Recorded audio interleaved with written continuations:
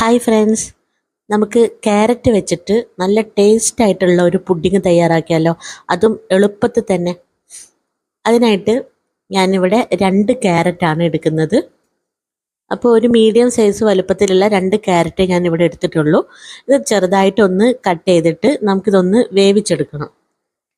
അപ്പം നമുക്കിതൊരു പാത്രത്തിലേക്ക് ഇട്ട് കൊടുക്കാം. ഇതിലേക്ക് കുറച്ച് വെള്ളം കൂടെ ചേർത്തിട്ട് അത് ഒന്ന് വെന്ത് വരാൻ പാകത്തിനുള്ള വെള്ളം കൂടെ ചേർത്തിട്ട് നമുക്കിതൊന്ന് വേവിച്ചെടുക്കാം.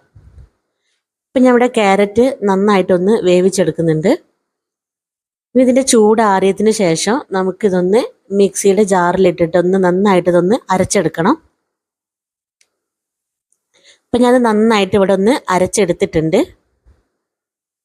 ഇനി നമുക്ക് ഒരു പാത്രത്തിലേക്ക് 1/2 ലിറ്ററോളം പാല് ഒഴിച്ചു കൊടുക്കാം.